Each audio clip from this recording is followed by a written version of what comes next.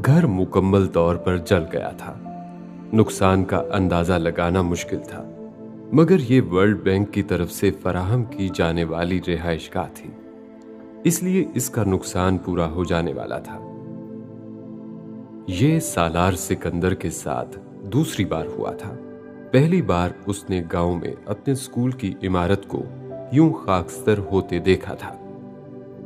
उस घर के मलबे को देखते हुए उसने जो सोचा था वो स्कूल की राख को देखकर नहीं सोचा था। तब उसने इमामा की फैमिली को हर नुकसान का जिम्मेदार ठहराया था और कहीं भी उसने ये नहीं समझा या सोचा था कि ये उसके अपने किसी अमल की सजा थी, कोई तंबीह थी जो उसे की जा रही थी। वो सूद से कमाए जाने वाले पैसे से फलाहे आमा का काम करने की कोशिश कर रहा था और ये कैसे मुमकिन था कि अल्लाह उसे कबूल करता।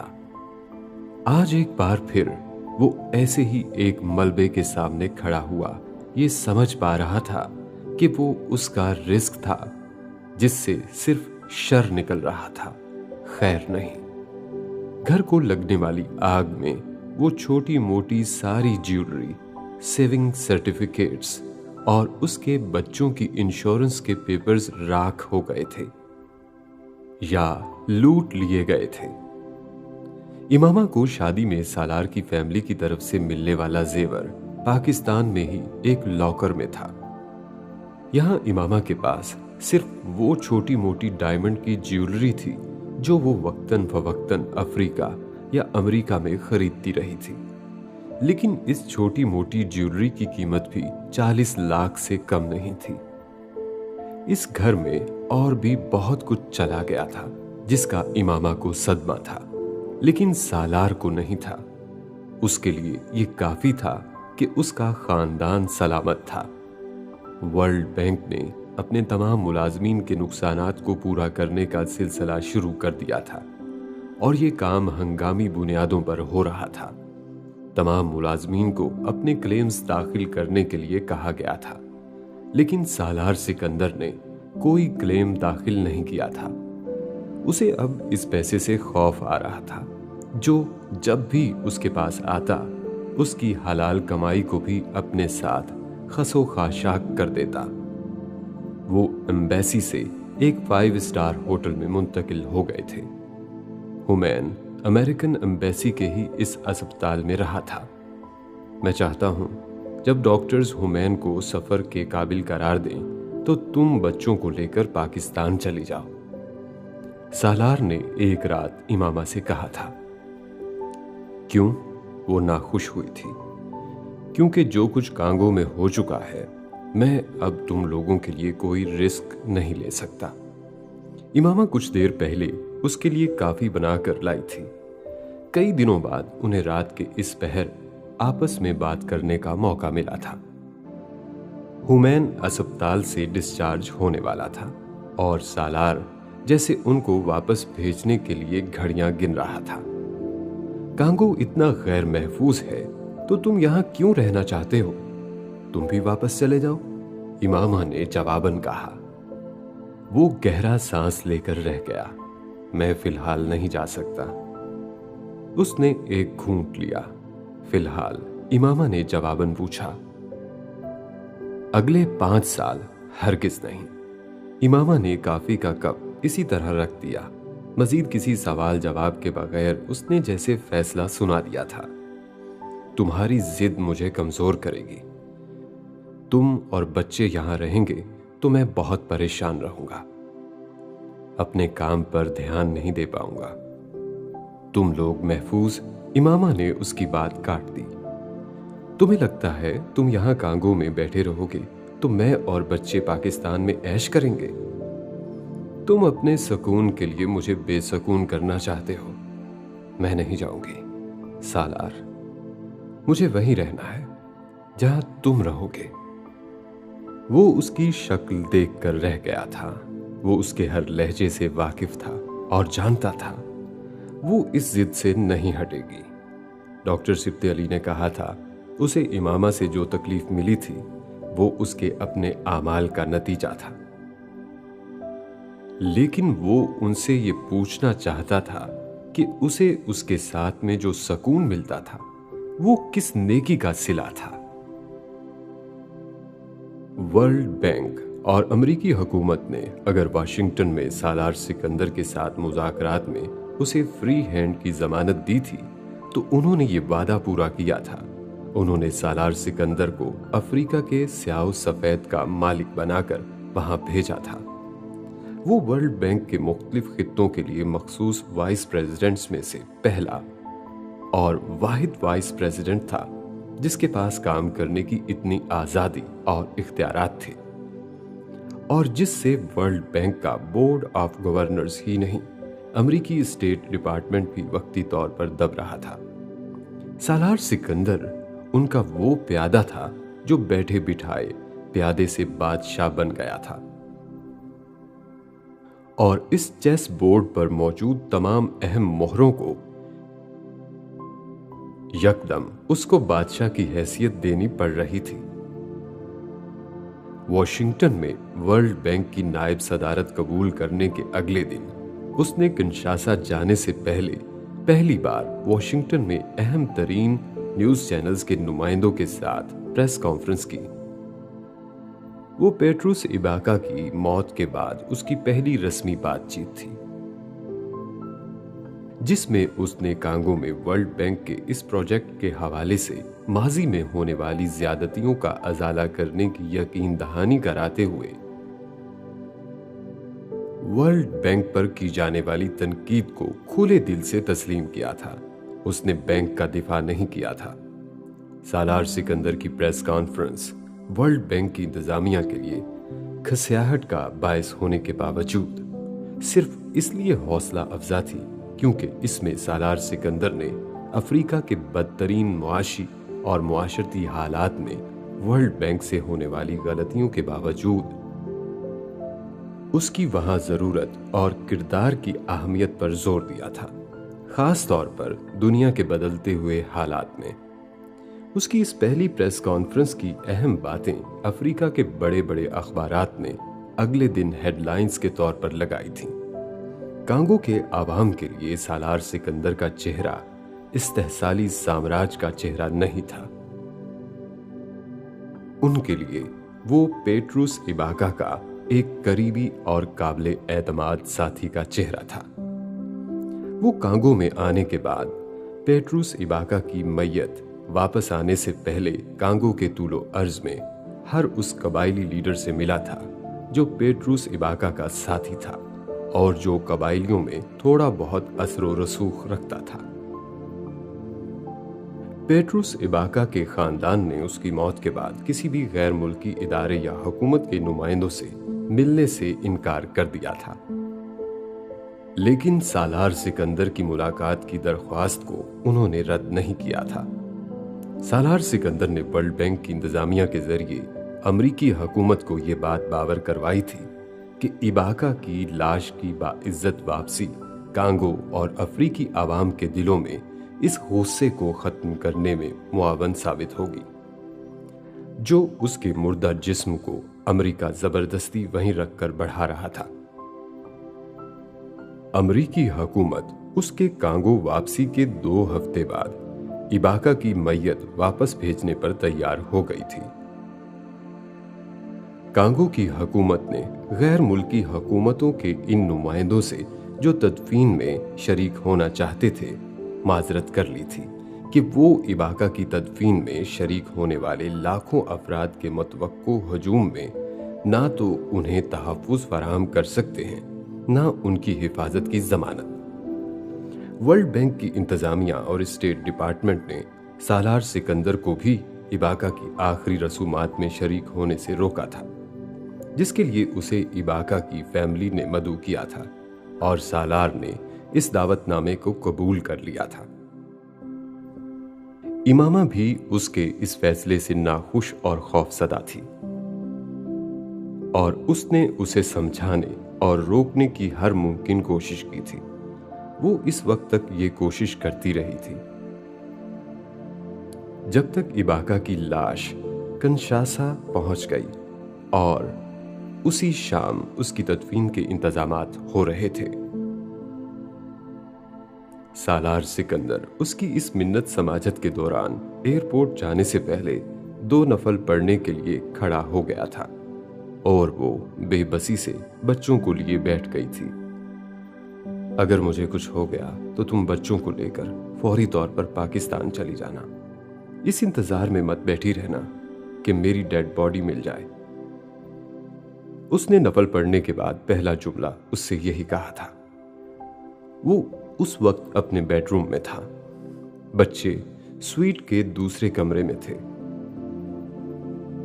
और इमामा उनके पास से उठकर उसे समझाने आई थी और उसकी नमाज खत्म होने के इंतजार में बैठी थी। और उसने जाए नमाज तय करते हुए बड़े इत्मीनान के साथ ये कहा था। इमामा के दिल पर चोट पड़ी। तुम बहुत बेरहम हो, उसने अपनी आंखें रगड़ते हुए सालार से कहा। तुमसे कम, सालार ने हंसते हुए उसे अपने साथ लगा लिया। फिर वो दूसरे कमरे में अपने बच्चों से मिलने आया था। जबरील बाप के साथ ही दरवाजे तक चला आया। दरवाजे से निकलते हुए उसने इमामा को खुदा हाफिज कहा तो उसने उसका बाजू पकड़ लिया। तुम वापस आ जाओगे ना, वो बरसती आंखों से मिन्नत भरे अंदाज में उससे कह रही थी, यूं जैसे वो उसकी बात नहीं टालेगा या शायद रुक ही जाए। उसने इमामा से नजरें मिलाए बगैर अपने बाजू से उसका हाथ उठाकर उसे नरमी से चूमा और कहा, इंशाल्लाह। फिर झुककर अपनी टांग से चिपके जबरील को उठाते हुए उसका मुंह चूमा और कहा, अपनी मम्मी और बहन भाई का ख्याल रखना। आई ऑलवेज डू बाबा। जबरील ने उसे यकीन दिलाया। सालार ने एक बार फिर उसका मुंह चूमा और उसे कहा, I am proud of you. Salar ने उसे गोद से उतार दिया और सबको खुदा हाफिज कहा, दरवाजे में बरसती आंखों के साथ खड़ी इमामा को देखे बगैर। लाखों लोगों के हजूम के साथ सालार ने एयरपोर्ट पर इबाका की मैयत को वसूल किया था। इन लाखों लोगों के हजूम में सालार सिकंदर के अलावा एक भी सफेद फाम नहीं था। यहां तक कि उस दिन कांगो में इस इवेंट को कवर करने वाले न्यूज चैनल्स का सारा अमला भी मुकामी था। कोई हथियारों से मुसल्ला इस कबायली हजूम में जाने का रिस्क नहीं लेना चाहता था, जिनको जान लेने और जान देने के अलावा और कुछ नहीं आता था, जो वहशी और उजड़ थे और अपनी बका के लिए हर उस चीज को खसो खाशाक बना देने पर तैयार जो उनके रास्ते में दीवार बनती। और लाखों स्याफाम लोगों के हजूम में एक साफ रंगत वाला सफेद फाम था, जो नस्ली तौर पर सफेद फाम ना होने के बावजूद अपनी साफ रंगत और इन लोगों की स्याह-तरीन रंगत के मुकाबले में सफेद फाम लग रहा था और वहां निहत्ता था।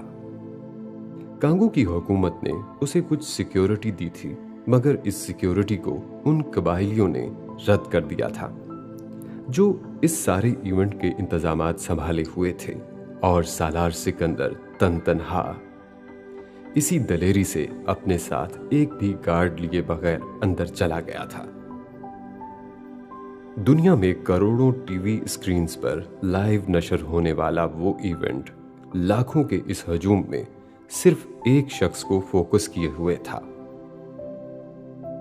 और बार बार तीखे नकूश वाला दराज कामत शख्स इबाका की आखिरी रसूमात के मौका पर स्टेज पर उसके खानदान के साथ इस मजमा के सामने बैठा था, जिसमें से कोई भी उस पर गोली चलाता तो ये भी पहचाना नहीं जा सकता था कि वो कहां था और कौन था। अगर वो मजमा उस पर चढ़ दौड़ता तो अल्लाह के सिवा कोई नहीं था जो इस मजमा के हाथों उसकी बोटियों के भी टुकड़े होने से रोक सकता। और ये एहसास सालार सिकंदर को उस स्टेज पर उन लाखों लोगों के सामने बैठने पर हो रहा था जो इबाका को खिराजे तहसीन पेश करने के लिए की जाने वाली कबायली सरदारों की जोशीली तकरीरों में इस साम्राज्य की तबाही के लिए नारे बुलंद कर रहे थे, जिनका साथी बनकर वो वहां बैठा उन्हें देख रहा था। उसके दिल पर लाखों लोगों की हैबत तारी हो रही थी और उसकी जुबान पर कुरानी आयात का विर्द था। ये एहसास होने के बावजूद कि अल्लाह उससे खफा था, वो अल्लाह ही को पुकार रहा था। अमेरिका में CIA हेडक्वार्टर और वर्ल्ड बैंक के हेडक्वार्टर में स्क्रीन पर नजर आने वाला वो शख्स उन सबको अपनी हैबत में ले रहा था, जिनका डंका पूरी दुनिया में बजता था। दलेरी हो तो ऐसी हो, जुर्रत हो तो ये। वो गुंग थे, दम्बा खुद थे और मरऊब। वो शख्स अब पेट्रूस इबाका को खिराजे तहसीन पेश करने के लिए अपनी नशिस्त से अपना नाम पुकारे जाने पर उठ रहा था। लाखों का मजमा उसके लिए जवाबन तालियां बजाकर दादो तहसीन दे रहा था। 6 फीट से निकलता हुआ कद, तीखे नकूश और संजीदा चेहरा, स्याह 2 पीस सूट में वो वजाहत और वक्कार की एक खूबसूरत मिसाल था, जो इस वक्त पूरी दुनिया के कैमरों का मरकज बना हुआ था। इस स्टेज के बिल्कुल ऊपर काफी बुलंदी पर एक ब्लैक हॉक हेलीकॉप्टर में CIA के कुछ कमांडोज इस मजमा को टीवी स्कोप से मॉनिटर कर रहे थे। चंद और ब्लैक हॉक्स आसपास की इमारतों को वो सालार की हिफाजत और जिंदगी के लिए इस वक्त इससे ज्यादा कुछ नहीं कर सकते थे। सालार सिकंदर रोस्ट्रम के पीछे पहुंच गया था। मजमा को सांप सूंघ गया था। वो अब बिस्मिल्लाहिर्रहमानिर्रहीम पढ़ने के बाद कुरानी आयात की तिलावत कर रहा था। सालार सिकंदर ने जिंदगी में बहुत सारी तकरीरें की थीं, लेकिन उनमें से कोई तकरीर भी लाखों के एक ऐसे मजमा के सामने नहीं थी जिससे वो इंसानी हमदर्दी के अलावा और कोई ताल्लुक नहीं रखता था। वो मुकामी जुबान लिंगाला में उनसे बात कर रहा था और जो कुछ वो कह रहा था वो तर्जुमा होकर टीवी स्क्रीन पर नजर आ रहा था। पूरी दुनिया में की जाने वाली टीवी की कवरेज में स्वाहिली और लंगाला में की जाने वाली वहां की मुकामी लीडर्स की हर तकरीर को इंग्लिश और दूसरी बैनुल-अक़वामी जुबानों में तर्जुमा करके पेश किया जा रहा था। ना इमामा को अंदाजा था और ना ही सालार सिकंदर को कि वो आज अफ्रीका के इस स्याफाम मजमा के सामने आखिरी नबी सल्लल्लाहु अलैहि वसल्लम के आखिरी खुतबा को दोहराएगा। वो अल्फाज जिनकी बाज़गश्त से वो हमेशा छुपता रहा था, वो उसके लाशऊर से तसव्वुर का सफर तय करके जुबान पर आकर नहीं रुके थे। वो लाखों के इस मजमा के सामने अदा होकर करोड़ों लोगों तक पहुंचे थे। उसने बिस्मिल्लाह से अपनी तकरीर का आगाज किया था। हमेशा की तरह उसने मजमा को कुरानी आयात सुनाई थी कि इज्जत और जिल्लत सिर्फ अल्लाह ताला के हाथ में है, और इसके बाद उसने सर उठाकर मजमा को देखा था और फिर जैसे उसका जहन खाली हो गया था। एक लम्हा के लिए वो भूल गया था कि उसे वहां क्या कहना था। उसने सर झुकाकर दोबारा रोस्ट्रम पर रखे उस कागज पर नजर दौड़ाई थी जिस पर उसने इस तकरीर के नुक्कत लिखे थे। वो सारी उम्र सिर्फ नक्कात नोट करके ही तकरीरें करता था। अपनी याददाश्त और अपने इल्म पर ऐसा ही अंधा यकीन रखता था वो, और अब वो बिल्कुल खाली जहन के साथ हवन्नकों की तरह इस मजमा को देख रहा था जो उसके अगले अल्फाज के मुंतजिर थे। उसके पिछले अल्फाज उनके सर से गुजरे थे। अफ्रीका के वो कबाइल जो इस वक्त वहां इकट्ठे थे, वो आज भी अल्लाह की इबादत नहीं करते थे, ना ही अल्लाह के वजूद को पहचानते और मानते थे। वो बहुत सी दूसरी चीजों को आला व बरतर मानते थे।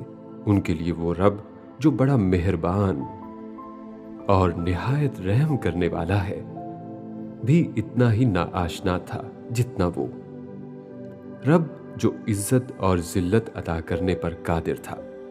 सालार सिकंदर को अब ऐसा और क्या कहना था जो समझ में आता और बहुत आसानी से आता, और यही वो लम्हा था जब उसे आखिरी खुतबा याद आया था। मैं एक ऐसी ऑर्गेनाइजेशन का हिस्सा हूं जिसने माजी में इस खित्ते और आप लोगों के साथ बहुत ज्यादतियां की हैं। आप लोगों को कमतर समझा गया, आप लोगों के हकूक छीने गए, आप लोगों के वसाइल और असासों पर नाजायज कब्जा किया गया। मैं इस सब के लिए आपसे माजरत खा हूं, क्योंकि मैं एक ऐसे मजहब को मानने वाला हूं जिसके पैगंबर अमानतों में खयानत से मना करते थे। वो अपने भाई के लिए भी वही पसंद करने की तलकीन करते थे जो अपने लिए, जिन्होंने बताया कि किसी गोरे को काले पर और किसी काले को गोरे पर बर्तरी हासिल नहीं है। वो इंसानी मसावात की बात करते थे, जात पात, रंगो नस्ल, छूत छात को नहीं मानते थे। सालार सिकंदर हाफिज था, मुबल्लिग नहीं था, मुकर्रर था, मुफस्सिर नहीं था। जिंदगी में उसने कभी अपने प्रोफेशन में मजहब को लाने की कोशिश नहीं की थी। वो आज भी इस नीयत से वहां नहीं आया था, पर उस वक्त जो भी उसकी जुबान से निकल रहा था वो दिल की आवाज थी और दिलों तक जा रही थी। अफ्रीका में गैर इंसानी हालात में रहने वाला स्याफाम मजमा उसकी बातें सुन रहा था, और अब पहली बार साकितो सामत खामोशी के साथ सुन रहा था। और इस खामोशी को एक बेइख्तियार दादो तहसीन ने तोड़ा था। ये दाद सालार सिकंदर के जुमले पर नहीं मिली थी, ये दाद नबी सल्लल्लाहु अलैहि वसल्लम आखिरुज़्ज़मा के आखिरी खुतबे के एक बुनियादी फलसफे को मिली थी। वो अल्लाह का पैगाम था जो आखिरी नबी सल्लल्लाहु अलैहि वसल्लम के जरिए 1400 साल पहले आया था, और आज 1400 साल बाद भी वो पैगाम दिलों को तस्खीर भी कर रहा था, उन पर मरहम भी रख रहा था, इसलिए कि वो पैगाम इंसानियत के लिए था, कयामत तक के लिए था। हेडक्वार्टर्स में बैठे लोग अब भी गुंग थे।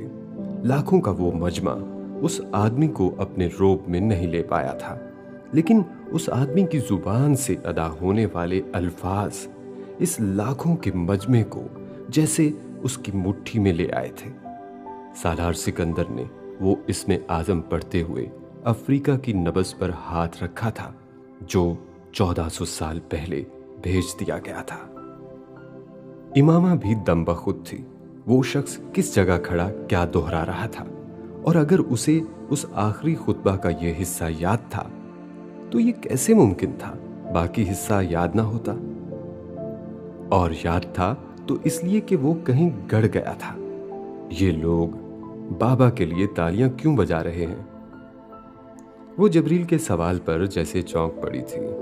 वो उसके पास बैठा ही टीवी देख रहा था। इमामा सिर्फ उसका चेहरा देखकर रह गई। तालियों की गूंज अब थम रही थी। वो बहुत देर तक बजती रही थी, इतनी देर तक कि सालार सिकंदर को याद आ गया था कि उसे आज वहां क्या कहना था। लेकिन अब अपने भूले हुए अल्फाज याद आने पर उसे खुशी नहीं हुई थी। तासीर इसमें थी जो भूल कर याद आया था। मैं अफ्रीका में अपने मजहब के उन्हीं असूलों और इसी सोच के साथ काम करने आया हूं और काम करूंगा, और मैं आप लोगों से वादा करता हूं कि अगर मुझे ये एहसास हुआ कि मैं इन असूलों पर आप लोगों की फलाह के लिए काम नहीं कर सकता तो मैं यहां से चला जाऊंगा। लेकिन मैं इन ताकतों के हाथ मजबूत नहीं करूंगा जिनके खिलाफ पेट्रूस इबाका ने जंग की और जिनसे लड़ते हुए उसने जान दी। सालार सिकंदर कह रहा था, लेकिन इबाका ने अपनी जान इसलिए कुर्बान नहीं की है वो अपने लोगों को बदतरीन हालात में जीता देखे। वो अपने लोगों के लिए ख्वाब देखता था, एक अच्छी जिंदगी के ख्वाब। सालार सिकंदर अब उन्हें इबाका की आखिरी ईमेल सुना रहा था। मजमा सालार सिकंदर के हर जुमले पर धाड़े मार मार कर रो रहा था। वो इबाका की आखिरी ईमेल नहीं, जैसे आखिरी वसीयत थी जो सिर्फ सालार सिकंदर के पास थी। और इबाका जो ख्वाब कांगो के लिए देखता था, वो भूख, जंग और बीमारी का ख्वाब नहीं था। वो अमन और इंसानियत पर यकीन रखता था, और जिंदगी के आखिरी लम्हे तक वो अमन ही की बात करता रहा। और ये अमन वो अपने लिए नहीं, आप लोगों के लिए चाहता था, अपने लोगों के लिए। इबाका को इससे बड़ा खराजे तहसीन आप तब तक पेश नहीं कर सकेंगे जब तक इस कांगो को एक जदीद तरक्की याफ्ता कौम और मुल्क ना बना दे। और कांगो ये कर सकता है, पिग्मीज ये कर सकते हैं, और मैं और मेरा इदारा पेट्रुस इबाका का ये ख्वाब पूरा करने में आप लोगों के साथ खड़ा है। हम जाने वाले कल को नहीं बदल सकते, आने वाला कल हमारे हाथ में है। मेरी ख्वाहिश है कि 21वीं सदी का कांगो इबाका जैसे और बहुत से लीडर्स पैदा करे जो तरक्की, अमन और कांगो के बेहतर मुस्तकबिल का तस्वुर लेकर आगे चलें और तरक्की याफ्ता कौमों की सफ में शामिल हो जाएं। ये मेरा पैगाम नहीं है, ये इबाका का पैगाम है, जो किसी मजहब पर कारबंद नहीं था, लेकिन अल्लाह के वजूद को मानता था। और ये जमीन अल्लाह की है, अल्लाह के बंदों के लिए है, किसी गासिब के लिए नहीं है, साम्राज्य के लिए नहीं है, आपके लिए है, कांगो के लोगों के लिए है। लाखों का वो मजमा जो चंद लम्हे पहले तक एक नाकाबिले तस्खीर पहाड़ लग रहा था, अब तस्खीर हो चुका था। वो सालार सिकंदर के अल्फाज पर रो रहा था, उसके अल्फाज पर तालियां बजा रहा था, उसके अल्फाज पर नारे लगा रहा था। सालार सिकंदर अपनी तकरीर खत्म करके रोस्ट्रम से हट चुका था। उसके रोस्ट्रम से वापस अपनी नशिस्त की तरफ जाते हुए लाखों का वो मजमा सालार सिकंदर का नाम पुकार रहा था। अफ्रीका सालार सिकंदर का नाम पुकार रहा था।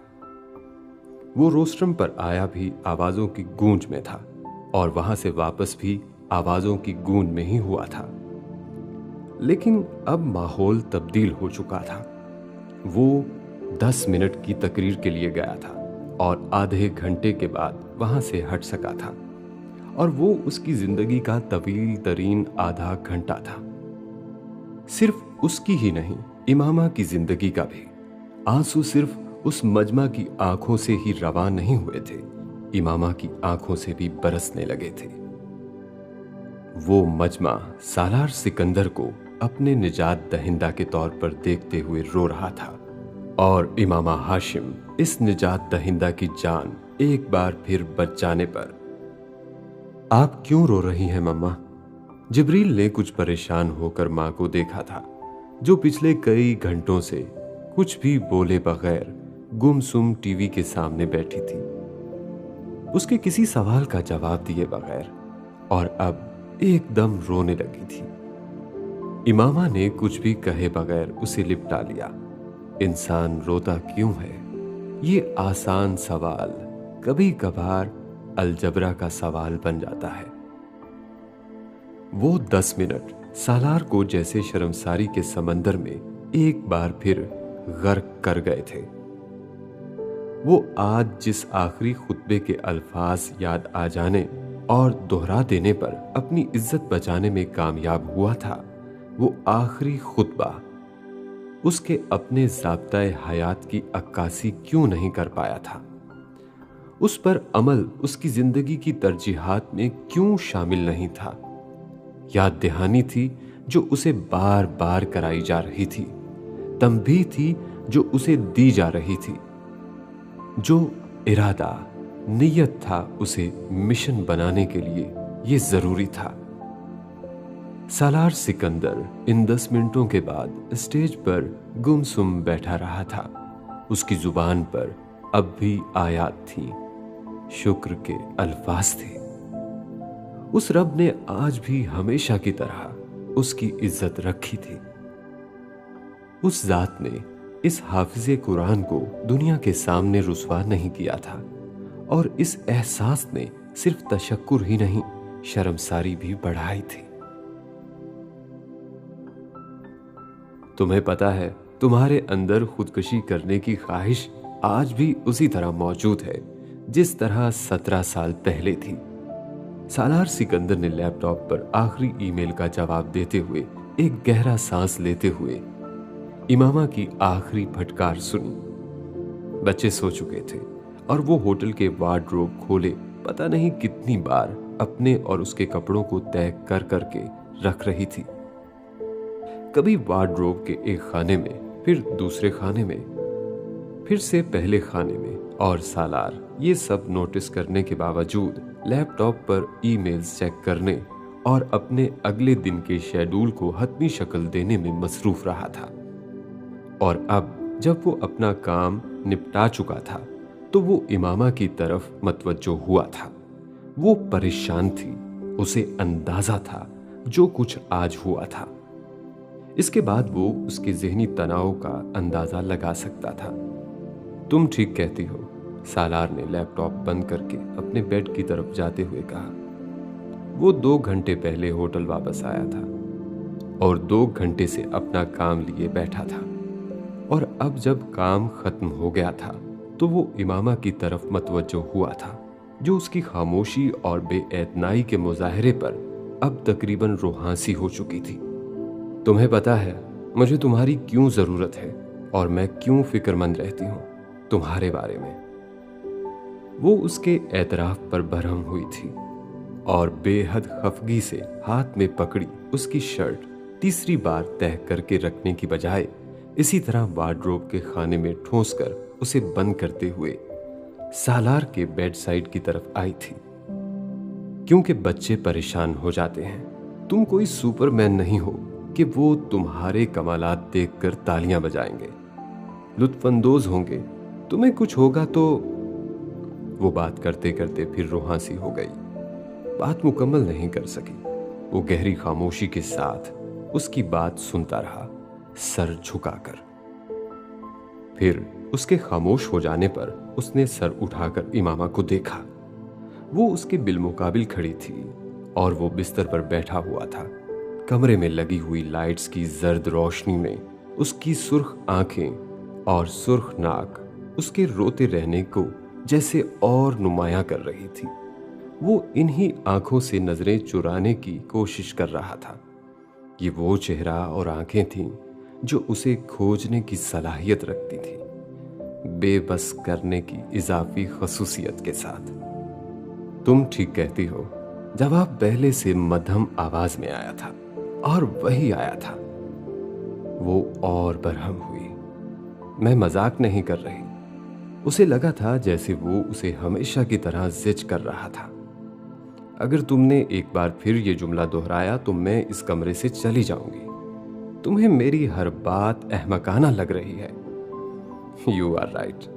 वो इस बार जिज होकर झुलाते हुए हंस पड़ी थी, फिर उसके पास बिस्तर पर बैठ गई थी।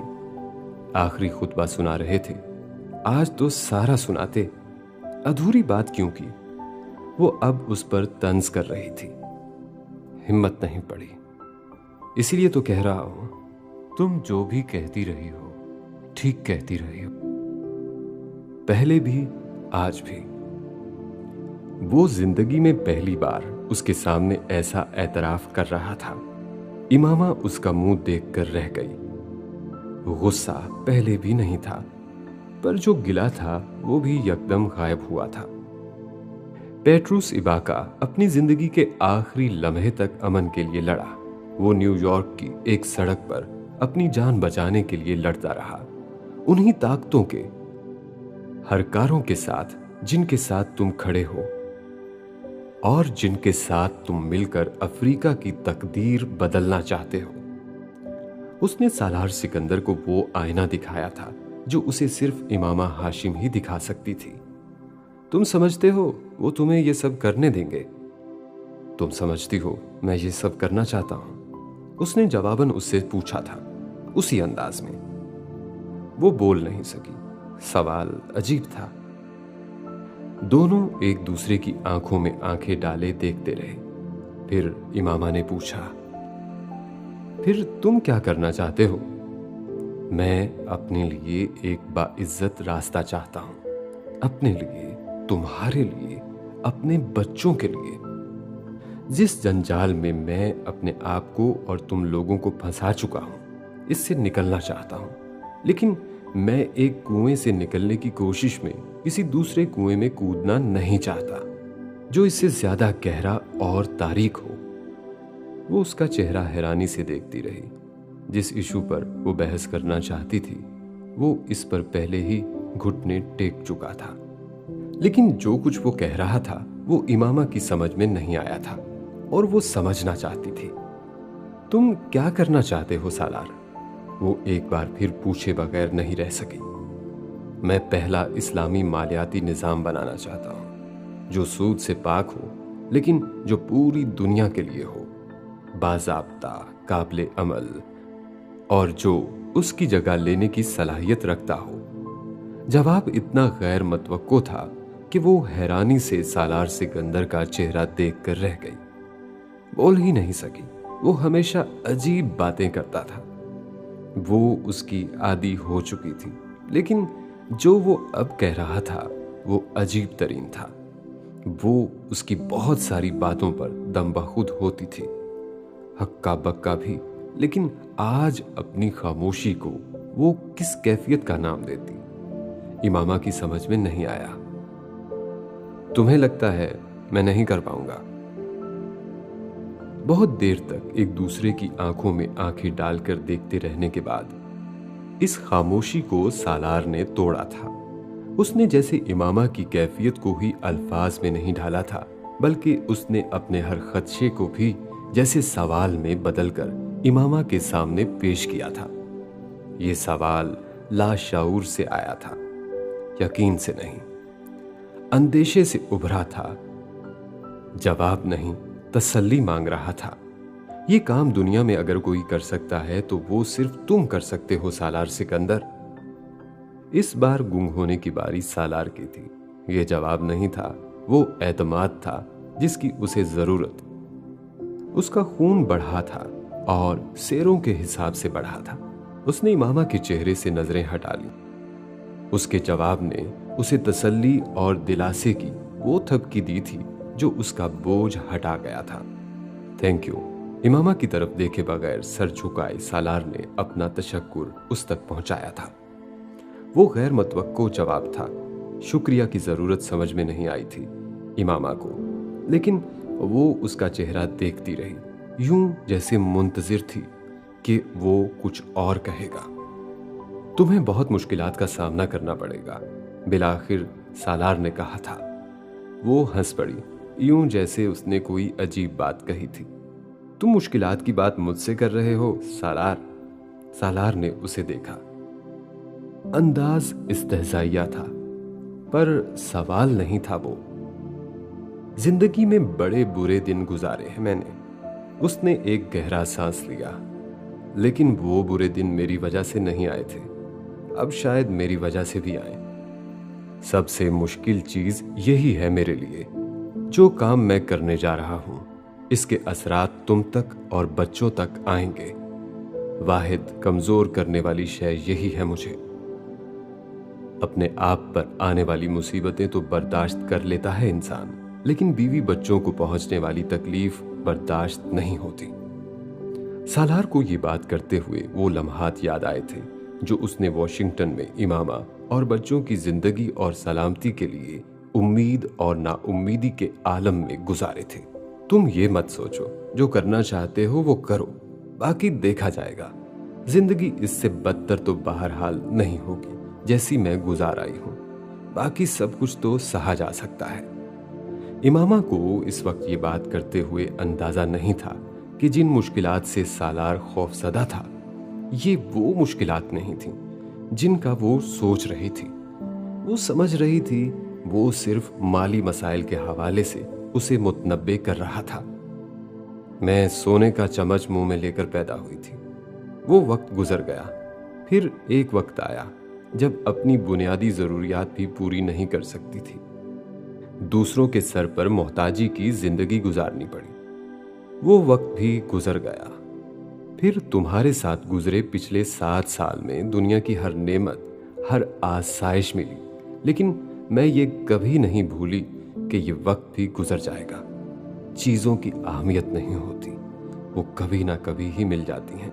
सिर्फ इंसान है जिनका कोई नेमुल बदल नहीं होता, वो नहीं मिलते।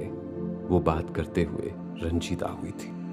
तो जब तक बच्चे और तुम मेरे पास हो, बाकी किसी चीज की परवाह नहीं है मुझे। कम ज्यादा मैं सब में गुजारा कर सकती हूं। उसने सालार को देखा। वो खामोशी से उसकी बात सुन रहा था। वो उसे हौलाना नहीं चाहता था। ये कहकर के वो और बच्चे भी कभी उससे छीन सकते थे जैसे उससे छीन लिए गए थे। और हर आजमाइश माल से शुरू होकर माल पर खत्म नहीं हो जाती। लेकिन वो इमामा से अभी कुछ और कहना नहीं चाहता था। कम से कम आज का तनाव भरा दिन उसे देने के बाद वो उसे मजीद किसी खदशे और अंदेशे में मुब्तला करके उसको रात भी सूली पर लटकता नहीं देखना चाहता था। तुम ये सब कैसे करोगे? किसी के साथ मिलकर? इमामा ने बिला आखिर जहन में उभरने वाला वो सवाल उससे पूछा जो उसके दिमाग में किलबिला रहा था। पता नहीं। जवाब अजीब मुस्कुराहट के साथ आया था और बेचारगी वाली एक कैफियत के साथ भी। और वो एक बार फिर उसका मुंह देखकर रह गई थी, लेकिन उसे यकीन था सालार सिकंदर अपने लाहे अमल के बारे में इतना लाइल्म नहीं था जितना उसने अपने आप को जाहिर किया था। ये कहो ना कि तुम मुझे बताना नहीं चाहते। बताने का फायदा नहीं, कम से कम इस स्टेज पर जब हर नुक्ता सिर्फ एक ख्याल और सोच है, इसके अलावा कुछ नहीं, सालार ने कहा। और बात करते हुए पहली बार उसकी नजर इमामा के हाथ में पहनी उस अंगूठी पर पड़ी थी जो उसने उसे शादी के तोहफे के तौर पर दी थी। वो बेहद हैरानी के आलम में उस अंगूठी को देखते हुए कुछ बोलना भी भूल गया था।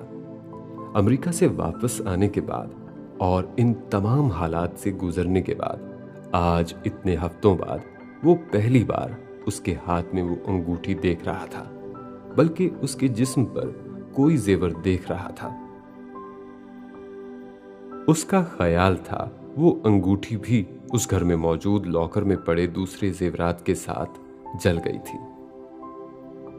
उस आतिश ज़दगी में और अब इस जगमगाती बेशकीमत अंगूठी को उसकी मखरूती उंगली में सजा देखकर सालार सिकंदर को एक अजीब खुशी हुई थी, नाकाबिले बयान खुशी। उसने इमामा का हाथ थाम लिया। ये कहां से आई? गुफ्तगू का मौजू अजीब अंदाज में बदला था। इमामा हंसी और उसने उसकी हथेली पर अपना हाथ फैला दिया, बड़े जताने वाले अंदाज में। हुमैन की पैदाइश के बाद सालार के वापस कांगो आने पर इमामा को पहली बार उस अंगूठी का ख्याल आया था। जब उसे बिला आखिर ये पता चल गया था कि घर में कुछ भी नहीं बचा, सब कुछ जल गया है या लूट लिया गया है।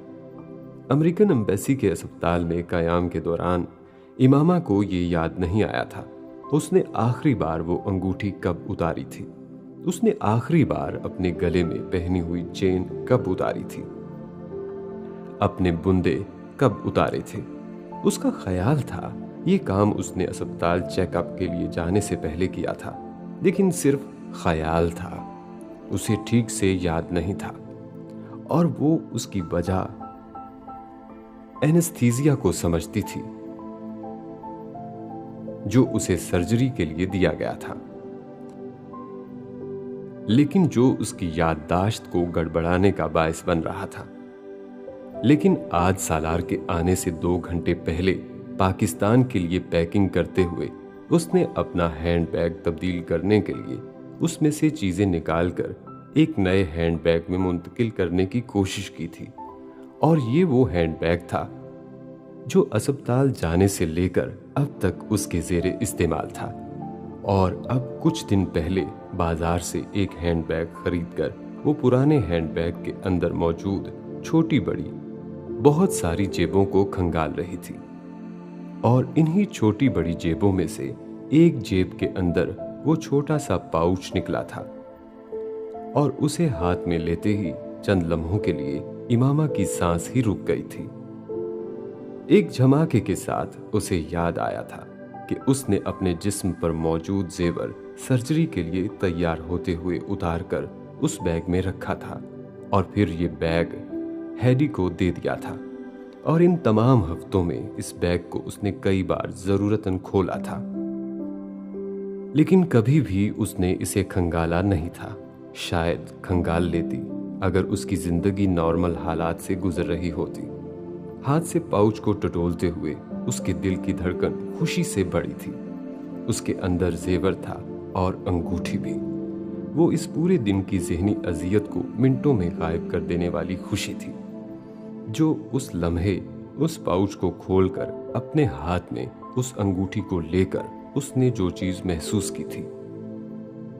और वो हैडी की ईमानदारी भी थी, जिसने कई दिन उस बैग को अपने पास रखने के बावजूद उसे एक अमानत की तरह किसी खयानत के बगैर इमामा को लौटाया था। वो शुक्र का एक और लम्हा था इमामा के लिए। उसने भीगती आंखों के साथ उस अंगूठी को अपने हाथों में दोबारा पहना था, फिर सोने की चेन को, और फिर उन कानों के बुंदों को। और वो ये सरप्राइज सालार को देने से पहले ही भूल गई थी। और अब सालार ने उसके ईयर रिंग्स, उसकी चेन को नोटिस नहीं किया था और वो इस अंगूठी पर अटक गया था। तुमने मेरे ईयर रिंग्स और चेन नहीं देखी? वो अब उसे वो दोनों चीजें भी हाथ से छूते हुए दिखा रही थी, किसी बच्चे की तरह खुशी और जोश से। अपना खोया हुआ खिलौना वापस और गैर मतवक्को तौर पर मिल जाने पर सालार ने मुस्कुराते हुए उन चीजों को देखा और फिर इमामा के यकदम सब कुछ भूल भाल कर जगमगा उठने वाले चेहरे पर नजर डाली। तीनों चीजों को देखते हुए उसके जहन में आया था, वो चेन डॉक्टर सिब्ते अली की दी हुई थी, वो ईयर रिंग्स इमामा को शादी के तोहफे में उसके सास ससुर ने दिए थे, और वो अंगूठी जो उसने उसे दी थी वो सिकंदर उस्मान की तरफ से जायदाद में मिलने वाले एक प्लॉट को बेचकर खरीदी गई थी। इन तीनों में से कोई चीज सूद और हराम के पैसे से नहीं खरीदी गई थी, और वो सालार की तरफ से मिलने वाला वाहिद जेवर था जो उसकी अपनी आमदनी से नहीं खरीदा गया था, और वो जेवर वापस आ गया था। तुम क्या सोच रहे हो? इमामा ने उसे मुखातिब किया। वो उसका हाथ पकड़े हुए उस अंगूठी को उसी हाथ के अंगूठे से छूते हुए जैसे चौंका था।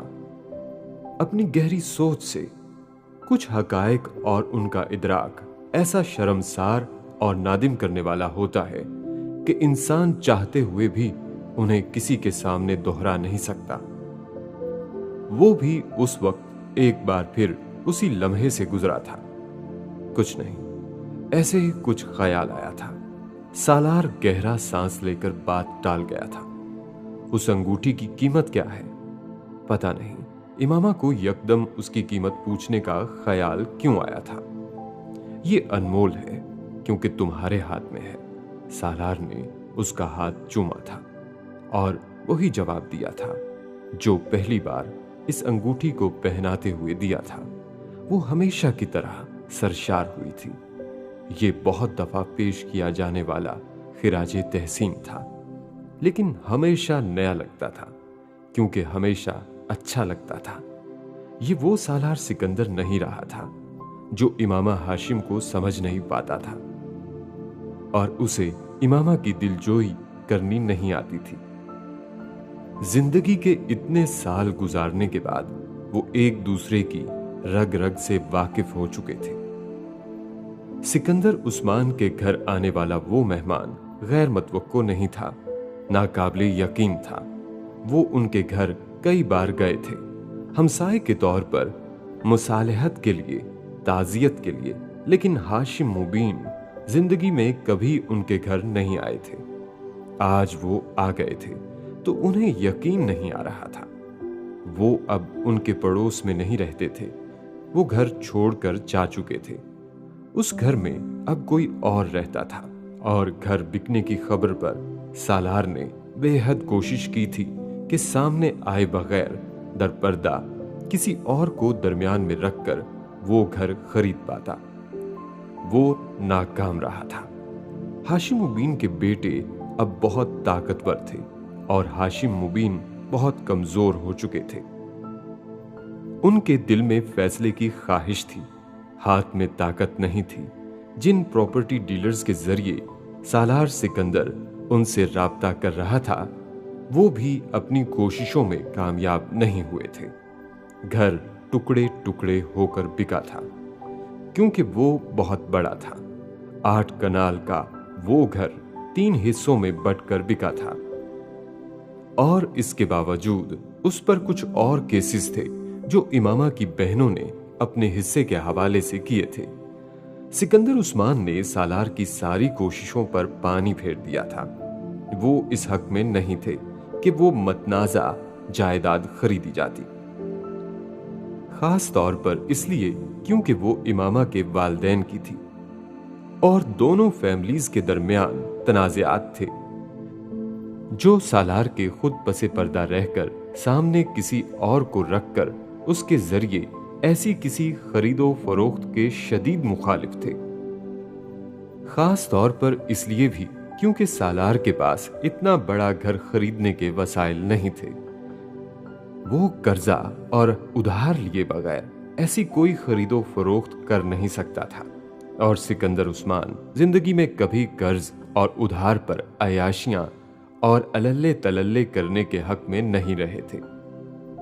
और अब वो एक लंबे अरसे के बाद जिस हाशिम मुबीन को अपने सामने देख रहे थे, वो इस रऊनत तमकिनत का साया थे जो कभी उनके हमसाए में रहते थे और जो उनसे बात तक करने के रवादार नहीं होते थे।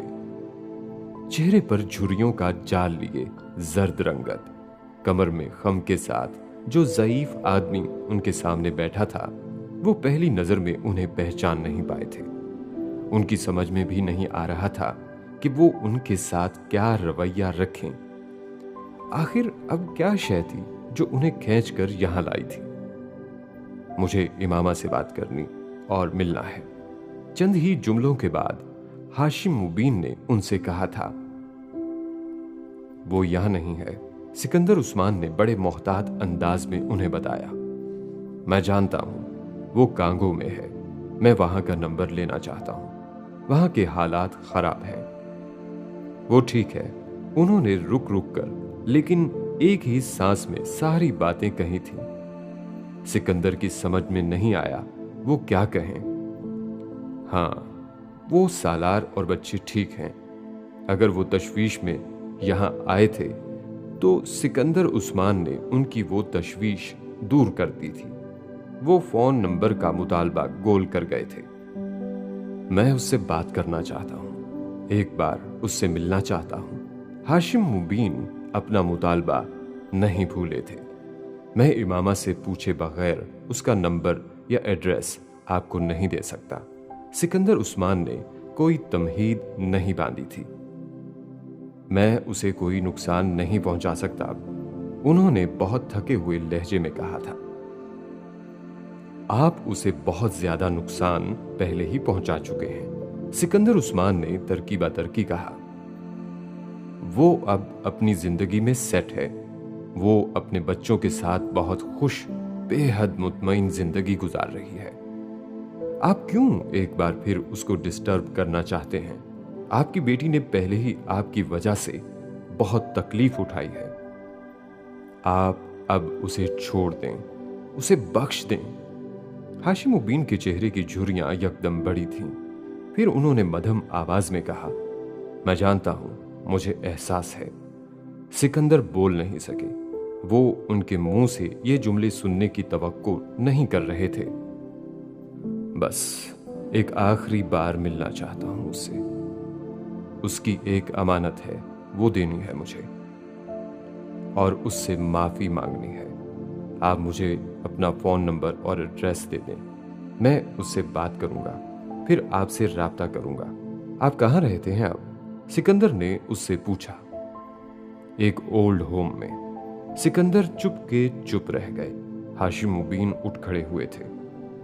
इमामा को बता दें, मैंने इस्लाम कबूल कर लिया है, फिर वो मुझसे जरूर बात करेगी। अपनी नशिस्त से खड़े हुए सिकंदर उस्मान उनके अगले जुमले पर दम बखुद रह गए थे। कांगो का बहरान और इससे पहले होने वाले वाकयात CIA के लिए सालार सिकंदर को उस लिस्ट में डालने का बायस बना था जिन पर बाकायदा नजर रखी जाती थी। वो अफ्रीका में अब उनका सबसे अहम कारिंदा था। उनके लिए काम कर रहा था, लेकिन उनका साथी नहीं था, उनके पेरोल पर भी नहीं था। वो पहली बार एक अजीबो गरीब काम में हिस्सेदार बने थे। Shadow work partner. दोनों एक दूसरे से भी वाकिफ थे, एक दूसरे के नाम से भी और एक दूसरे के काम से भी। इस बात से भी कि दूसरा इस बात से वाकिफ था कि उसे कोई देख रहा है, वो मॉनिटर किया जा रहा है। उसके साथ वर्ल्ड बैंक की तरफ से दी जाने वाली टॉप प्रोफेशनल्स की टीम भी CIA के अंडरकवर एजेंट्स की है और पार्टनर्स अपने साय की मौजूदगी से बाखबर होने के बावजूद अपना काम कर रहे थे और कोई किसी को धोखा दिए बगैर एक दूसरे का साथी बना हुआ था। CIA सालार सिकंदर की सिक्योरिटी और अफ्रीका में वर्ल्ड बैंक के प्रोजेक्ट्स को कामयाब बनाने की जिम्मेदार थी और वो इस रोल को बखूबी अंजाम दे रहे थे। सालार सिकंदर वर्ल्ड बैंक, अमेरिकी हुकूमत और CIA के लिए नेमते मुतबर्रिका साबित हुआ था। उसने कांगो और अफ्रीका में एक बहुत नाजुक सूरत हाल में उन सबको एक बेहद शर्मनाक और खतरनाक सूरत हाल से निकाला था और बेहद खूबी और महारत से। उसकी तकरीर में अपने ही इदारे की और साम्राज्य कुव्वतों पर की जाने वाली तनकीद किसी को बुरी नहीं लगी थी। अगर सूरत हाल कंट्रोल में आ जाती तो वो इससे ज्यादा गालियां खाने पर तैयार थे, लेकिन अगर कोई चीज सालार सिकंदर की तकरीर में उन्हें काबिले एतराज लगी थी तो वो अपने मजहब और पैगंबर का हवाला था।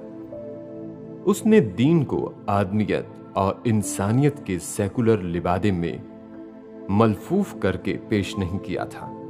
उसने अपने दीन और अपने पैगंबर सल्लल्लाहु अलैहि वसल्लम के आखिरी खुतबे का जिक्र किया था और सालार सिकंदर हमेशा एक लिबरल सोच वाला मुसलमान समझा जाता था। बैठे बिठाए उसकी एक पब्लिक स्पीच में झलकने वाली मजहबी इंतहा पसंदी वर्ल्ड बैंक के साथ साथ अमेरिकी हुकूमत और CIA को भी काबिले एतराज लगी थी। वो अफ्रीका में बेशक उनके लिए सबसे अहम था, लेकिन कोई अहम तरीन शख्स भी इस्लामी सोच के प्रचार के लिए वर्ल्ड बैंक का ओहदा इस्तेमाल नहीं कर सकता था।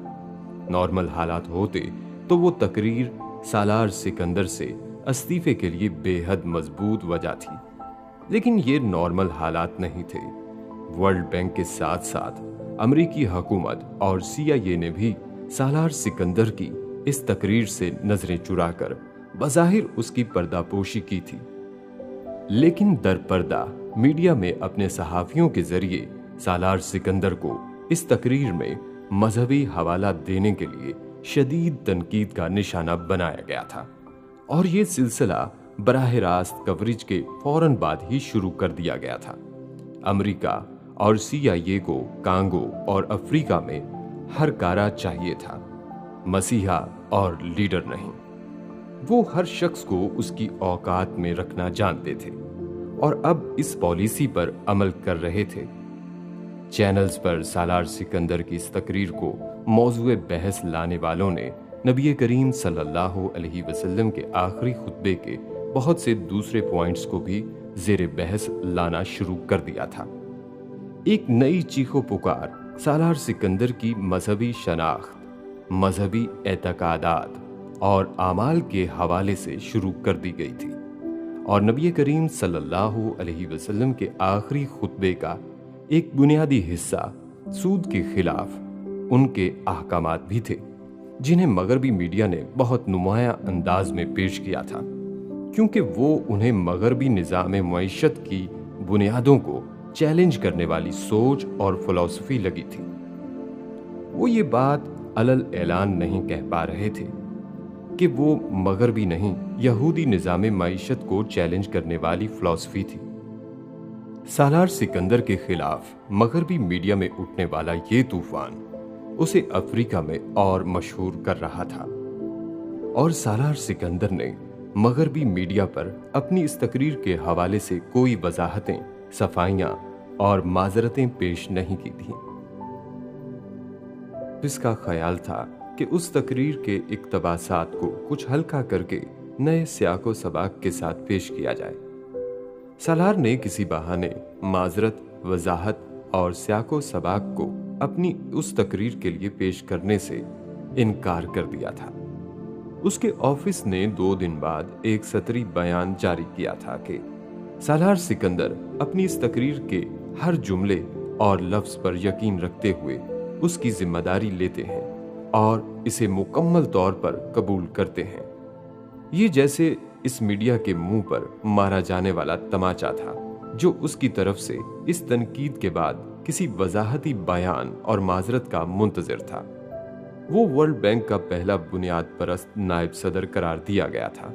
CIA को सालार सिकंदर को मॉनिटर करते हुए ये अंदाजा हो गया था कि वो किसी इस्लामी मालियाती निज़ाम को कायम करने की बात कर रहा था जो सूद से पाक होता। उनके लिए ये परेशान कुन बात नहीं थी। सालार सिकंदर वर्ल्ड बैंक के साथ मुंसलिक रहते हुए अमली तौर पर ऐसा कोई काम नहीं कर सकता था और जो ख्वाब वो देखने की कोशिश कर रहा था उसको वो एक ख्याली पड़ाव से ज्यादा अहमियत देने पर तैयार नहीं थे। उनके लिए अगर कोई बात परेशान कुन थी तो वो सालार सिकंदर का ये यकदम सामने आने वाला मजहबी शख्स था जो उनके नजदीक अफ्रीका जैसी हसास जगह पर उनके लिए परेशानियां खड़ी करने का बायस हो सकता था। जरूरी हो गया था कि सालार सिकंदर को सिर्फ अफ्रीका ही में नहीं, हर जगह ही मॉनिटर किया जाए और CIA ने यही किया था। उसकी सरगर्मियां CIA के रिकॉर्ड का हिस्सा बन रही थीं और पहली गैर मामूली सरगर्मी जो CIA ने रिकॉर्ड की थी वो इबाका की तदफीन के 3 हफ्ते बाद मस्कत में सालार सिकंदर की समंदर में एक लॉन्च पर 5 लोगों से एक मुलाकात थी, जिसमें से एक मस्कत की रॉयल फैमिली से थी। बज़ाहिर इस मुलाकात को एक गेट टुगेदर समझा जा सकता था।